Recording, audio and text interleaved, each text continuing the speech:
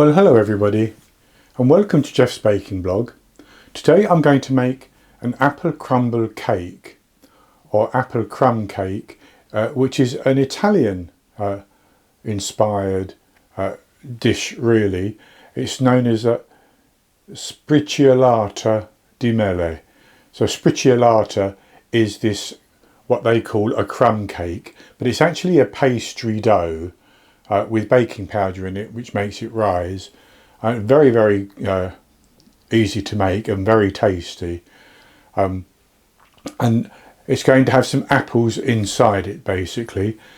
And I start off by greasing and lining a 9-inch or 23 centimetre tart tin. But you can use a springform pan of the same dimensions basically. And if you're not going to line it, you don't have to line it. You need to grease it and lightly flour it and then tap the excess flour out. And that's just to stop the tart or the cake from sticking to the pan basically. I like to use a parchment liner on the bottom just for extra insurance basically. So as I said, it's a very easy recipe and I'll go on to the ingredients. And for this I have 400 grams, which is 2 2/3 cups based on scooping packed flour into a 250 milliliter cup of plain flour.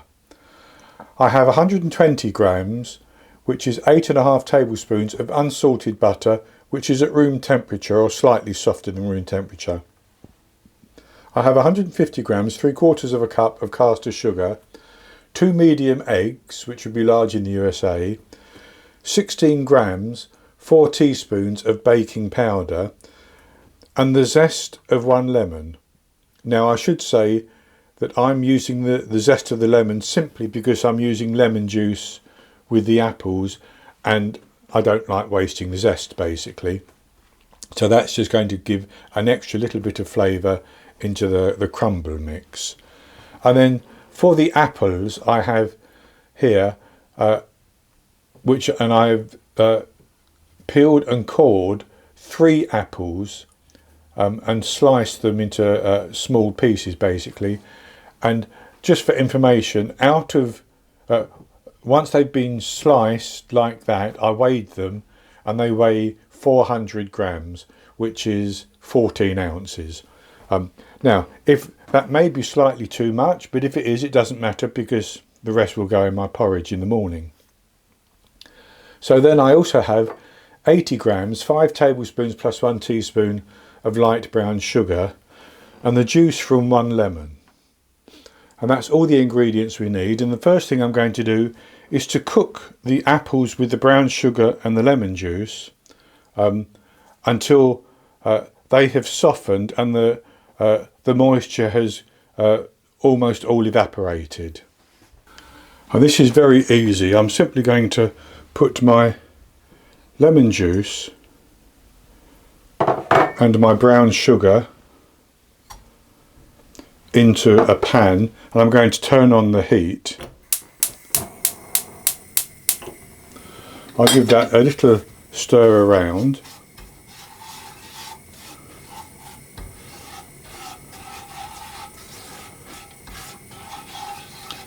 And then I'm going to put the apples in as well.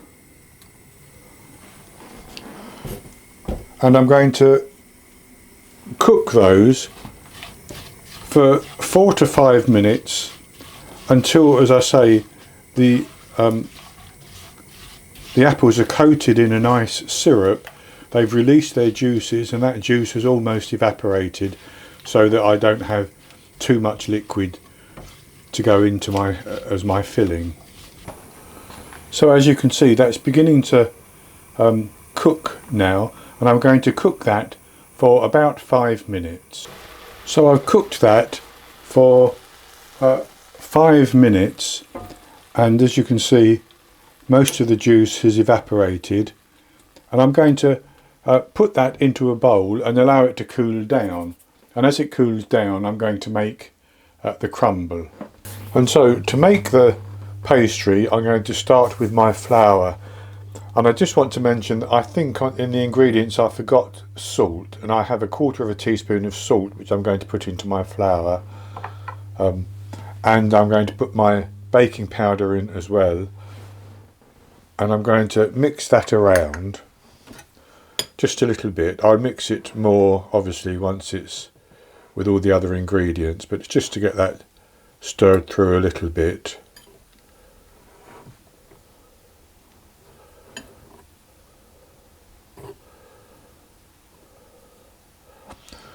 And then I'll set that to one side.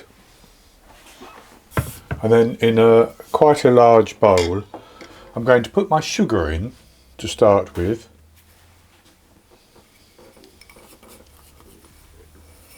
And then I'm going to add in the zest of the lemon. And I like to do this because I can then rub the lemon zest into the sugar, and the abrasiveness of the sugar helps to release the oils from the lemon. And of course I'm only adding the lemon into the pastry dough because I wanted the juice from the lemon, and I thought, well, rather than waste the zest, I'll add that in. If you don't want to do that, if you don't have a lemon, you could use some vanilla extract instead and not use the lemon zest, and use the vanilla extract instead of some lemon juice. So with that rubbed in just a little bit, I'm going to add my flour into the bowl, and I'm just going to give that a good mix around.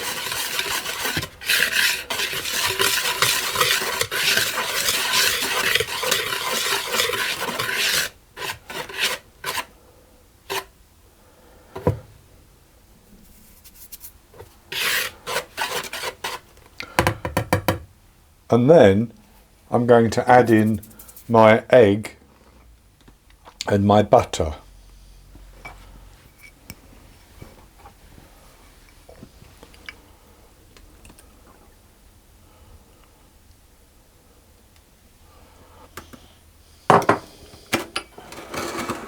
So there's the egg, and I'll put the butter in as well. And a lot of the videos I watch of the Italians making their Sbriciolata, they tend to put their hand in and mix it. But I don't really like gungy hands, so I'm going to start off with my Danish dough whisk, and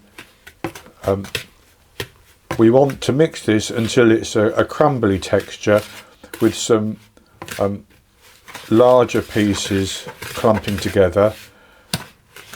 And I will use my hand at some stage, but I'll start off with this dough whisk, which does a very good job of breaking things up.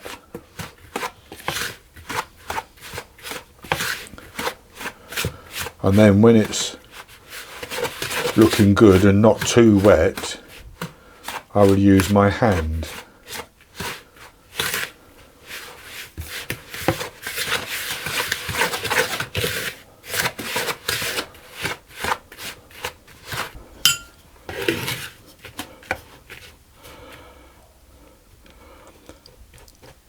So having mixed it with my dough whisk a little bit, I'm going to use my hands and just rub that butter in a little bit more so that I have chunks of dough and smaller pieces.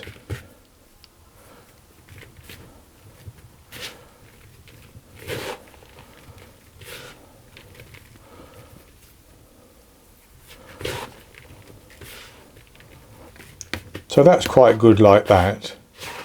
You can see some bigger pieces and some smaller pieces.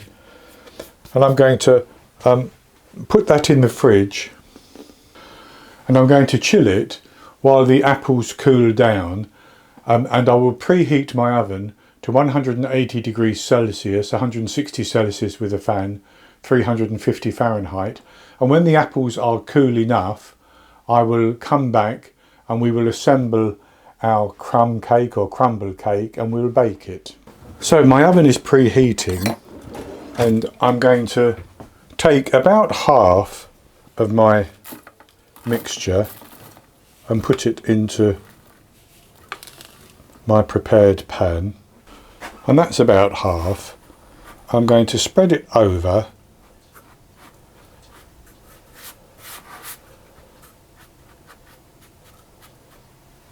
like that, and then I'm going to press it down, but I'm going to press it up the side just a little bit as I press it down.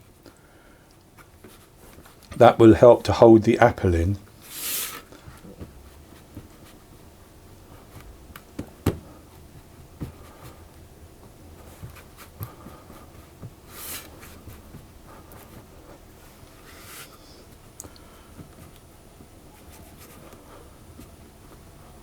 And I'm going to press it down quite firmly.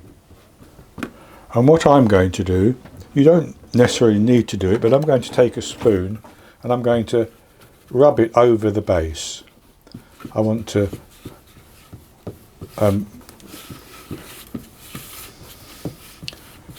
just level it off a little bit.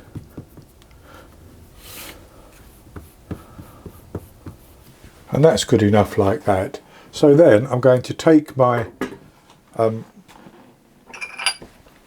apple and I'm going to put that into the pan and I'm going to spread it out over the base.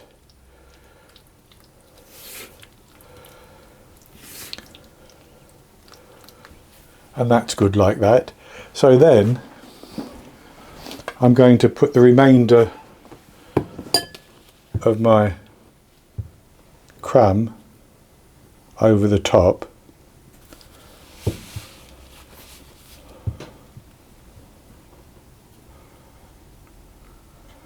I'm going to make sure I put some around the edge because I want to press that down.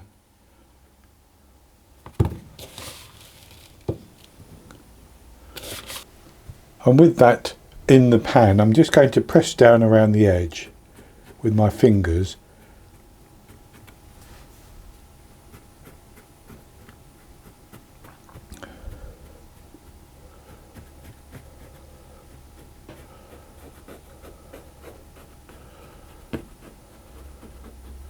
Just like that, and give it a little pat on the top.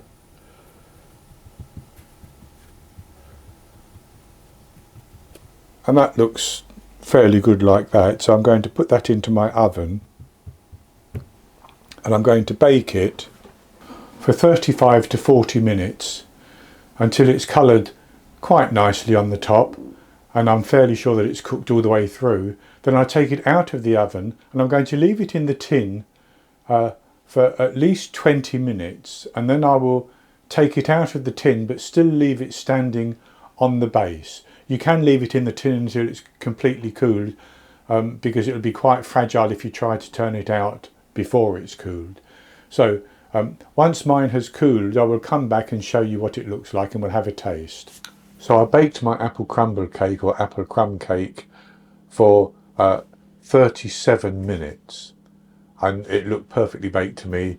It had browned on the top, so I took it out of the oven and left it in the tin for about 15 minutes.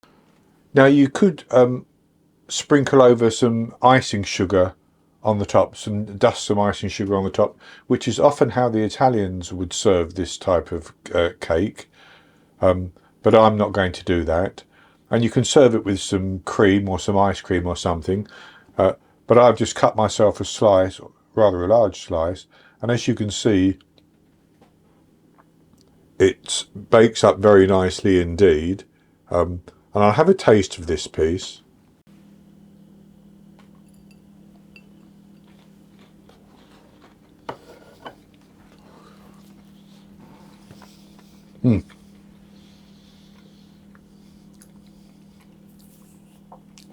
That's very, very nice. The base, the pastry or cakey pastry base is lovely and soft and tender, and the top has a crunch to it, the crumbly top, and then inside you've got the apples which are sweet and yet have a tartness to them as well. Of course, you can use whichever apples you wish to. I actually used Braeburns, but you could use Bramley apples, which are a cooking apple, or Granny Smith, which are very tart apples, or basically any apple you want. So it does bake up nicely. It's very easy to make, I have to say. So that's going to be it for this recipe. I hope you've enjoyed it, and if you have, please give me the thumbs up below and click to subscribe to my YouTube channel. In the top right hand corner of the screen there'll be an eye that you can click on, and that will take you to a link for the recipe, and I'll put a link below the video as well, and I'll be back with another recipe in the very near future. So until then, happy baking.